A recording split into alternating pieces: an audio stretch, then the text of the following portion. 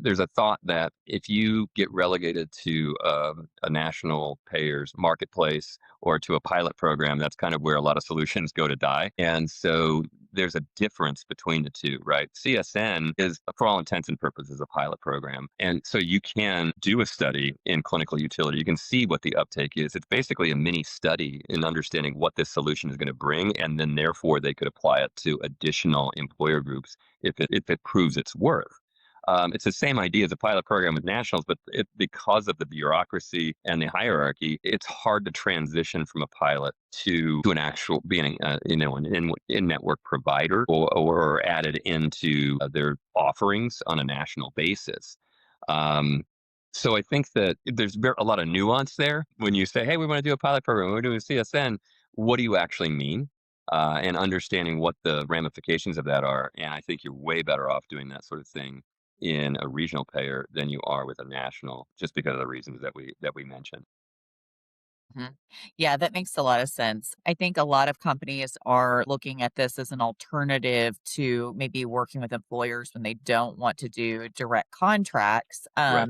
And thinking they can get, some jumbo larger employers to say, hey, we want to work with this company, then that will be kind of a foothold into the payer that then could be rolled out more broadly. What you're saying is that sometimes that works, sometimes that doesn't because of the nature of a pilot. There probably has to be a plan for how you're going to roll that out. More need multiple different pilots with different types of employers.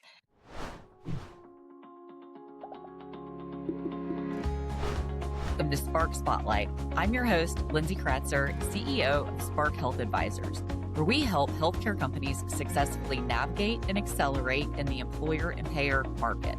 On this podcast, we talk specifically about what it takes to sell into employers and health plans. I sit down with founders, executives, and industry leaders to unpack what's working, what's not, and how to win in these complex sales environments. Hello, everyone, and welcome to the Spark Spotlight series. Today, I have Craig Ginnan with me, who we've worked with closely through our network. Craig is an expert in working with both employers and with health plans and brings a ton of expertise to our organization and to the companies that he works with as well. So wanted to bring him on to the conversation today to talk a little bit about health plans and selling into health plans 101, as I know that many people in our audience are always trying to understand better how to penetrate the very complex world of health plans. Welcome, Craig. Oh, thanks, Lindsay. Great to be here.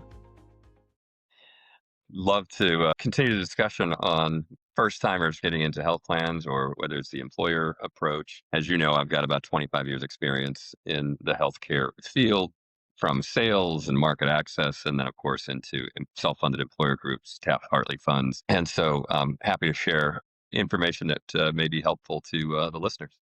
Awesome. Yes. Well, I appreciate you being willing to come on and share your depth of knowledge. And again, we're kind of starting at like health plan sales 101 for the audience. Most people know us obviously for selling to employers. Employers and payers are obviously very similar. We have a lot of companies that are looking to go after both markets. So, in terms of thinking through the employer sales process versus the health plan sales process, maybe we could start with unpacking how that's different. There's obviously different stakeholders. The sales process is different. The sales cycles are oftentimes longer. And then there's different ways to kind of go about entering into that market. So, trying to start with setting the table around what are the different stakeholders that would be involved in a typical health plan sales process and how that might differ from a typical employer sales process, that would be a great place to jump off. Sure. The key thing to remember is when you're dealing with an individual employer or a self-funded employer, it's more relationship driven. In some cases, you might have a single decision maker or a smaller group of folks that are going to make that decision. And they're looking really for an immediate impact for their employees, whether that's a financial impact, whether that's a care impact or access to care impact, something like that. But it's an immediate impact that they're trying to achieve. And therefore the decision-making process can be easier and certainly less lengthy than if you're dealing with a health plan itself. Now, in the health plan space, really depending on where you're trying to get into, because there's many levels. You're talking about a very hierarchical structure. Decisions are committee decisions. And so you're going to have to kind of tailor your presentation, tailor your pitch to many different stakeholders when you're talking about a health plan. And we can certainly go into the difference between, what we refer to as the BUCAs versus smaller regional plans as well, because even between those two, there are quite a bit of difference in terms of um, hierarchy, layers in a BUCA, typical, Blues, United, Cigna, Aetna, versus a regional plan where, again, they're going to be more flexible. It'll be easier to navigate the sales process. There's fewer stakeholders that are in place, but then you have to kind of weigh your success rate, your timeline against your depth and breadth, right? So if you're trying to get a national presence, then obviously a BUCA relationship is more important. If you're just trying to get your foot in the door, I would always suggest trying to connect with a regional payer or health plan because they tend to be more progressive and certainly flexible in contracting options, benefit design, how they're going to roll it out, and just in the way that you're going to operate with them and the potential employer group that you're trying to get into. That absolutely makes sense, and we talk about that a lot with clients that we work with as well, so thinking through, like, what's your at least initial end state? Do you wanna get that national contract in place to have kind of the national access, and is that important to your go-to-market strategy, or are you looking to get some quick wins and start working with health plans and maybe figure out how to do that? To your point, I think those regional groups are oftentimes much easier, more flexible. Sales cycles are probably a lot shorter as well. Because I think when people think about health plans, they think about massively long sales cycles. And so, one thing that we oftentimes tell people is that probably smart to go after the employer market and the health plan market at the same time if you have the resources, because those sales cycles are going to take so long on the health plan side. Maybe we can talk a little bit about sales cycles and perhaps how that differs based on the types of groups that you're looking to go after. Sure, and you're right. I mean, I kind of liken it to a sports analogy, really. In baseball, you got people that are just trying to hit home runs. You got people that are trying to hit singles and doubles. And what's the longevity of either one of those strategies? And I think that could be a good comparison, right? Because if you're looking for a national plan, that you're really trying to hit the home run, and so you're going to have a little bit different skill set in doing that. And really, the biggest attribute that you could have is patience because you're going to have many wins inside of a national plan in order to get to that final win where you're going to be, whether it's in network provider or CSN or an ASO business, like wherever you're trying to get to within that national group. And meanwhile, on the other hand, if you're looking at a regional payer, that's more like a single because it's, you have a smaller reach, but the win could come earlier. So you're going to have success quicker. And what I always say is if you can build some success and some momentum in those regional plans, it's sometimes you can then leverage that against your relationship or your budding relationship with a national payer. So I think that is kind of the main difference, small ball versus a big ball, if you will, if you follow that analogy. But yeah, I mean, you're going to have to do a lot of prep for a national conversation. Sort of the cost of entry is you have to have deep research into understanding where they have some unmet needs potentially. You're going to have to be very, very prepared in terms of actuarial information, clinical information. Um, you're just, it is data driven. And then it sort of goes into a black hole for a while. And then maybe 6 months later, after you've met with each one of these individual stakeholders that I've kind of discussed, whether it's the CMO or it's the actuary, whoever that is, clinical utilization, um, then you'll have the committee that meets at some point later to decide whether or not you're going to be an offering that they're going to be able to roll out because they're really thinking about the business through more of a population health lens. And that's why there's so much scrutiny behind it because it's sort of a does this solution fit our 30 million lives or whatever that number might be. And so in contrast, if you're looking at a regional plan, yes, the breadth and depth is smaller because it's regional, but they have that flexibility and are more apt to give you those introductions or you're able to leverage a relationship that you have with an employer group to help them make a decision quicker. And then the uptake can be quicker too. So I love your idea of having sort of a joint strategy of calling on both at the same time if you have the resources for that. And if you don't, my suggestion would be really focus on those regional plans and the relationship building at the employer group level because they're going to be more apt if they really buy into your solution, they'll give you the warm introduction to that health plan. It might be via their broker or consultant, but there's certainly moving pieces on both sides, but it's just going to be a lot easier to access decision makers in the regional area, and you'll get to learn some lessons that are applicable to a national payer, although it'll be on a much bigger scale and kind of grander, but it's sort of a mini version of what you would encounter in a national plan. So it's good to cut your teeth there, make some mistakes, learn from them, and then go ahead and approach those national payers and start those relationships after you've gotten a few wins and some confidence behind you.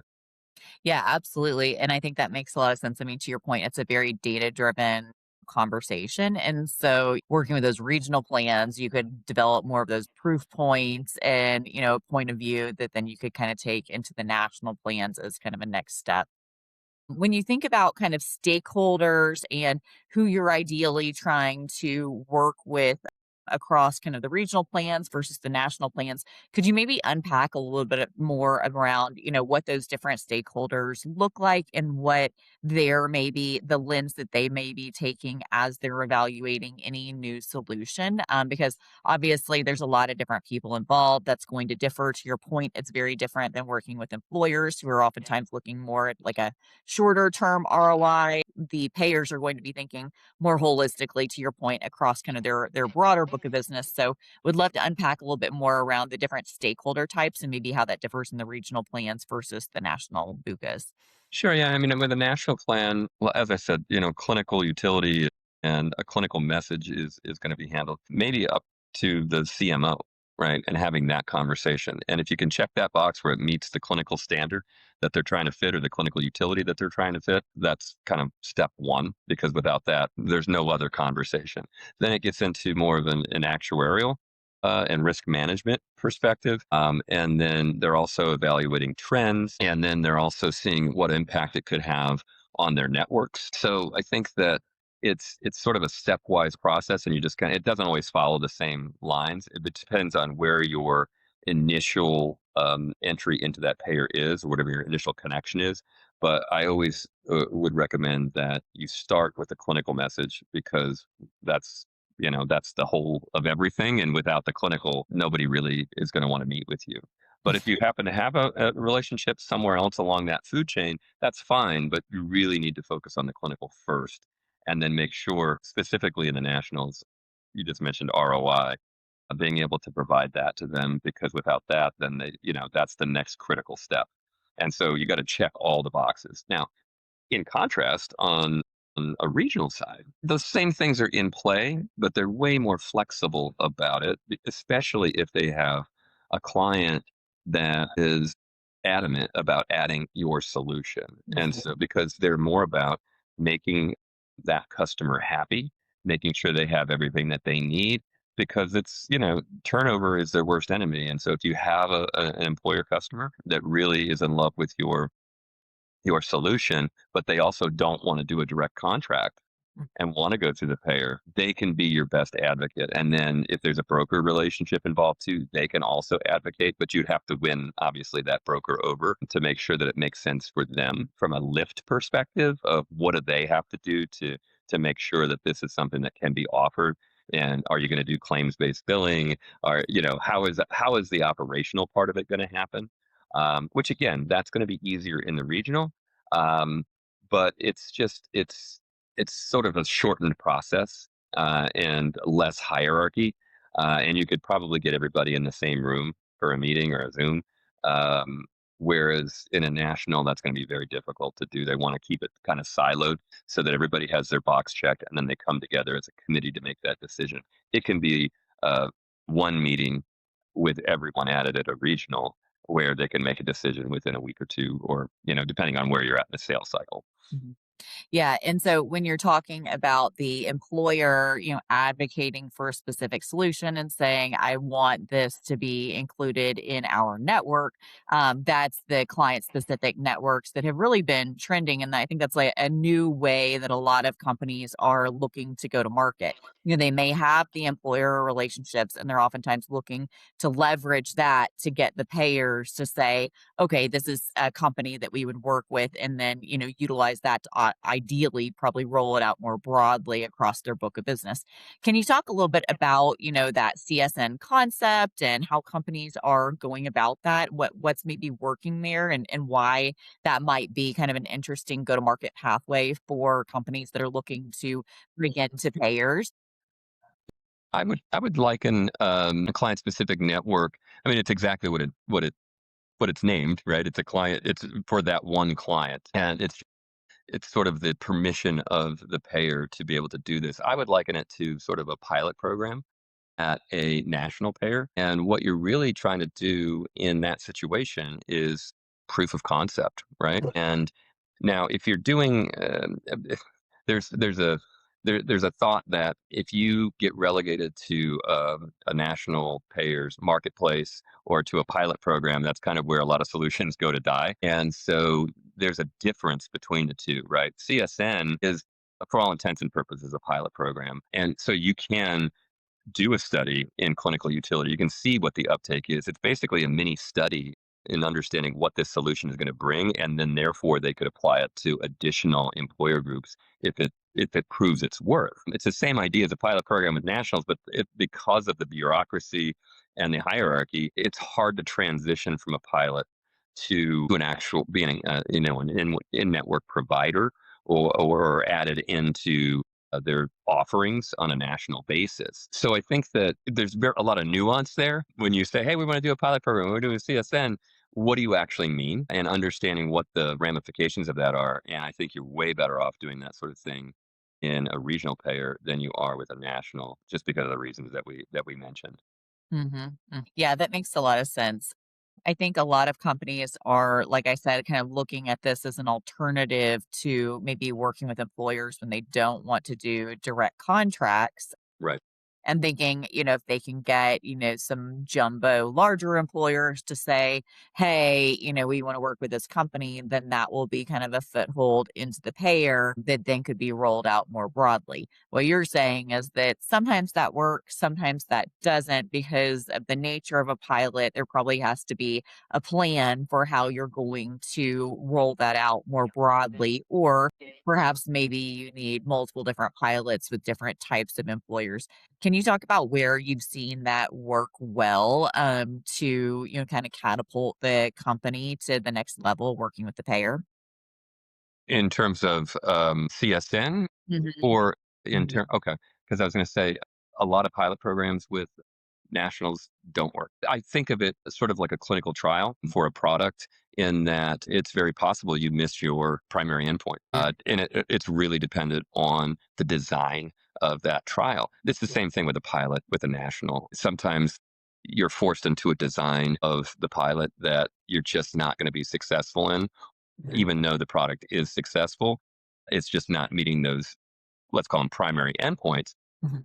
And so you're not going to get picked up and it just kind of languishes, or you can extend it and continue to try to prove your concept, and it can be a very frustrating place to be. On the contrary, with a CSN, it's, well, we're going to offer this because it is requested from an employer group that we want to retain them, and so again, there's just that little bit more flexibility, and it's not as structured potentially as it would be on the national side. Because again, you're looking for a very specific client and you're trying to get a solution versus on the other side. Yes, sometimes they'll do it for a specific client if they're large enough. But the reality of it is they're always looking, is this something that we can put out to our broader network? And if it is, then we've got to go through all of the things that we've talked about before, which is going to take at least a year, if not more, to get through just that process. Right. I mean, think Mhm. about it from this perspective. If you're trying to be an in-network provider Mhm. with a plan, that's not really a sales cycle. That's more of an administrative process, right? Mhm. Where you're going to fill out a form, you're going to submit it. They're going to review it. Then you're going to go through a credentialing phase, which is going to be 3 to 6 months, depending on that payer. And so again, it's a long process, but that's a lot of just administrative stuff versus you're selling the benefits of a solution or the advantages, which is a whole different thing. That's an actual sales process that you're going to hit those stakeholders and everybody. They sound similar, right? I just want to be an in-network provider. Okay, well that's this process, but does that get you where you want to be? Yes. Yes. And that's the real question. So it really depends on the product, whether you Mhm. want to be an in-network provider or if um, you want to just try a CSN. It really is product specific and how you would do that. So I think that's another thing that you have to keep in mind when you're thinking about, hey, what's our strategy? If you're naive to the business model of either, and that's where the spark comes in, right? To be Yeah. able to guide that conversation to say, hey, well, maybe this is not the right route for you based on these criteria, and we have a better way for you to go about it. Yeah, absolutely. I mean, that's one thing that we do anytime we're working with any client is we, take them on and we are going to figure out what's going to be the right sales pathway for them to get into any ICP type that they're looking to get into, Right. including plans. So, kind of the other route would be if, say, you are a company that is Series A, Series B, you have achieved product market fit, perhaps some in the employer market, you have existing customers, you have clinical data and outcomes that you can bring to these conversations. You have what you think is a compelling value proposition for payers. And say you start working with payers, ideally for more of a national level across their ASO book of business. How would you even start that? Where would you start? I know that the it's going to differ based on solution, obviously, but kind of at the macro level, how would you solve a problem like that? Yeah, I think ASO is really about education, educating the team, the sales team. So it's almost like a broker relationship, in that when you engage with brokers, you're really trying to get them together so you can give a presentation and let them really understand and grasp what your solution is, how it might fit in for their specific clients. It's very similar in the ASO space where you want to educate everyone so that when these needs come up from the employer groups, and they can say, "Oh, they were just talking about that, and I just heard about this great solution." And it's really so they're sort of internal brokers in my mind, if you will. And then you have to also remember that sometimes it might be an easier route or a shortcut if you get a relationship with one of the TPAs. And so that's another strategy if you're going after quote unquote ASO business. Well, who's the real decision maker? Because a lot of times it's not the plan itself. It could be the TPA that they're really engage with, who's going to make that. And the reason that TPAs exist is because they're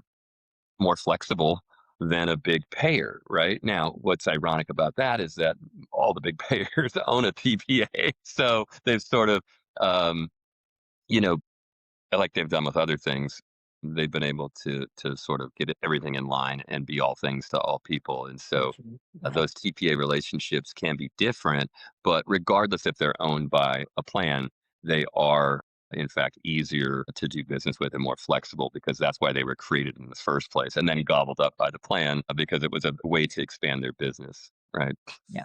And of course, then there's the regional TPAs that are also oftentimes easier to work with versus kind of the national TPAs as well. So, Yeah, because they're looking at every advantage they can have to gain more business. right. What unmet needs are we looking at? How does this solution meet those things? And is this something that our clients have been asking for? Have they been? We heard a lot of requests for this type of solution. If so, let's do this because again, they're looking for a quicker impact than maybe a national payer would be looking for.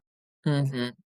And I Yeah. would say, depending on the solution, again, I think that going after ASO business is probably a very smart strategy. And one of the areas of ASO business that certainly involves TPAs and everything else that we've been talking about is Taft-Hartley funds, right?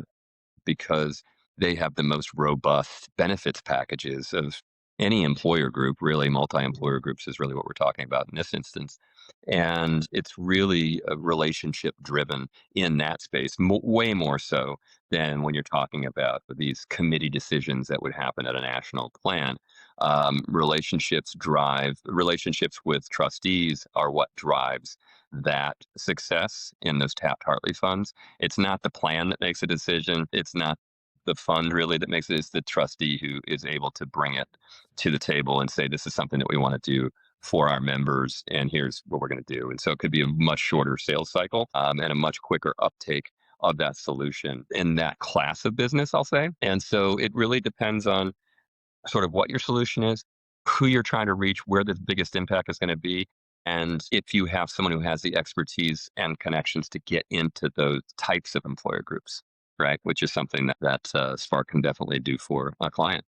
Yeah, yeah, yeah. I mean, unfortunately, what we're always finding is that having those connections and relationships, are something that's almost like table stakes. Not going to get into the room. You Right. obviously have to have the data, ROI story, strong value proposition. You need to show up with like strong, clinical team. But you also need somebody to open up the door oftentimes in order for you to actually get to those conversations.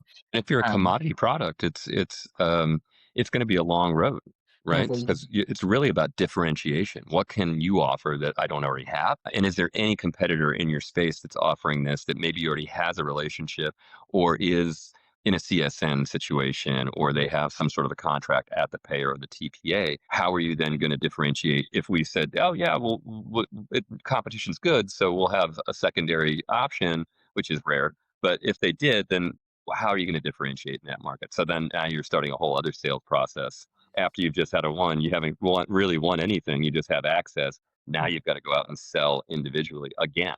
mhm, So mhm. it's sort of a never-ending selling season, if you will. Yes, yes, sounds like it, sounds like it. One other pathway that you also mentioned were the vendor hubs. I think you said they oftentimes it feels like vendors go there to die, Yeah. which I thought was kind of interesting because I know people get very excited whenever they get into those vendor hubs, but then there's the whole pull through plan for like what you're actually going to do to activate that, right? So, would you maybe just talk a little bit about like where you've seen that work out successfully for a company? Maybe kind of the pathway in, ideally to those vendor hubs, and then perhaps like the pitfalls as well. Well, the pitfalls that we've already sort of talked about, it can just go sit there and languish, and nobody really pulls it through uptake for the actual members. The possible advantage would be if it's a very unique solution that Mhm. is placed in that vendor hub or otherwise like a marketplace sort of situation. If it's a compelling enough solution and it's differentiated enough where like you're the one of a kind kind of unicorn solution that's out there, I think those can be okay as far as getting a foothold inside of a payer. I really kind of liken those things to like a Medicare Advantage marketplace where you have access to all these really interesting things, but it's sort of up to the member to be able to kind of sift through and see if they're interested in those things. And so it's going to be sort of a slower uptake, lower percentage uptake. But again, it's a foot in the door, and you Mhm. can kind of prove your case over time. It'd be a little bit slower than it would be for like a pilot program or a CSN, something like that. But in some cases, that's the only option they'll give you. And so if it's the only option that's available, I don't think it's a terrible thing. The key then is going to be how do you reach that end user? How do you make sure that you're able to communicate effectively for them to know where to find you and then to go ahead and utilize whatever the solution is? And that's really the hard part of any benefit. And I think we talked about this recently in being able to use claims based data, really understand the population of that employer group, and do some really heavily targeted marketing to those end users, those members, but make sure it's specific to them because just like in the space that we sit in and we're talking about with point solutions and the employer space, you're inundated with these solutions, and some of them are very similar and then some are very unique. The end story is how do you get through to the Mhm. folks that are actually going to access that, whatever the solution is. And so we were joking recently where I've been targeted when it changed for the insurance, and I've been getting inundated with things for GLP-1s. Mm, And it's like, okay, well, if you were to like look at my claims data, you would know that I'm not your target audience. And yes. it just gets to the point where like, really, the seventh time I've been reached out, I'm not, Mhm. that's not one of my goals. Right. And so those are things that You should think about, and I always try to get the I always try to get the folks to understand, like, put yourself in that position. Hmm. We've all experienced it. This is health insurance and benefits are things that change a lot. Sometimes yearly, depending on your employer, or if you're self-funded and you're doing it, on your own in the marketplace. There's always changes, and there's always things being thrown at you. And just imagine that from an employer perspective of how many other companies are in here trying to sell a solution. How many other companies are doing the same sorts of things? How did they break through? What does success look like for some of the other solutions that you've added? Get to know them and understand what they're offering, and then see how your solution sort of stacks up, and be honest about, like, where you're going to be, and what kind of noise you can make in that marketplace regardless of where you're going to be Hmm. targeting, really. And just put yourself in somebody else's shoes to understand, well, would this be something compelling with all this other noise that's coming at me? And if not, how could we make it more compelling? How could we make sure that it's very targeted to Hmm. folks that would really benefit from this particular solution, instead of just kind of blanketing, oh, every member gets an email, Right. of a flyer in the mail, then a reminder email, then we're going to do some text messaging potentially, and it's like, well, if you're not one of those people that are targeted for that specific solution, it's just going to become annoying. And you don't want it. That's the last thing you want to do, because that's how you sit in, like, that marketplace or hub, and just nothing really happens Yeah. because there's so much other noise there. And you're not being specific enough with who Yeah. you're reaching out to. Yeah, I mean, so much we could unpack there. And I think that pull through strategy is really important, and companies don't think about that enough in terms of all different types of partnerships that they're working on, including with health plans. Have you found that typically when a vendor is added to that hub or working in a similar type of capacity with a payer, that they're willing to actually give that data around the employers that have access, or and then the members, the member information to, help the company be more targeted? Because I think that sometimes what I found is that, they don't always provide that information, and you're really in a tough spot, right? Yeah, and that's really going to be employer specific Hmm. on who's going to be able to share their data or not. And some really hold tight their data, and some are like, well, yeah, it's all de-identified, so of course we can share it if it helps us get to a better solution, right? And you can help sell that. Where if hey, if I can do a statistical analysis of your claims data for the last couple of years, I can tell you what kind of an ROI or what kind of an impact I can have on your specific population. If you're unwilling to share that data with me, it's going to be more difficult for me to prove my case. Hmm. But I can tell you this is what we've seen with other customers. You can go down that route. So it's very dependent on the employer and their ability to share data, and even in very specific areas. If we're talking about like Taft-Hartley, some funds are more willing to share that data, others absolutely won't. And that's, a factor when you're talking about national plans. IT security is another one of those boxes that you have to check, because remember, you're sharing a ton of PHI back and forth, and especially if you're doing claims-based billing. And so that's another box that has to be checked. Way easier, on a smaller regional plan than it is with a national plan, as you would imagine, because you're talking about tens of millions of lives versus maybe a couple of 100,000 lives, or if you're lucky, a million lives or something like that. But it's just orders of magnitude different in terms of complexity, and what I would call the behind the scenes lift that has to Hmm. happen in Hmm. order to, if they agree that's a good solution, they want to add it. Are you prepared for the lift that has to happen to operationalize it, and then the pull through that comes after that, which includes the marketing and all the things that we were just talking about? So, as I was saying, it's sort of a circular sort of a thing, that every time you think you have a victory, there's one more battle to fight.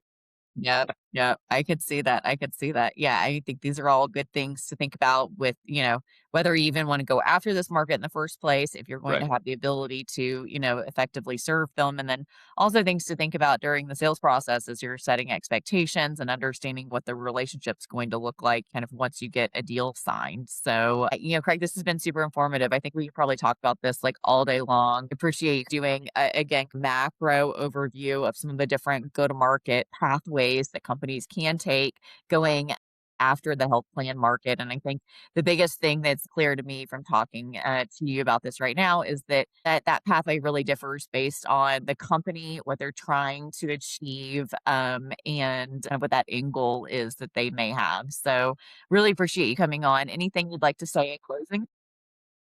Just like I said at the beginning, I think the biggest attribute that you can have when you're trying to enter into this space is to be patient and know that it's complex.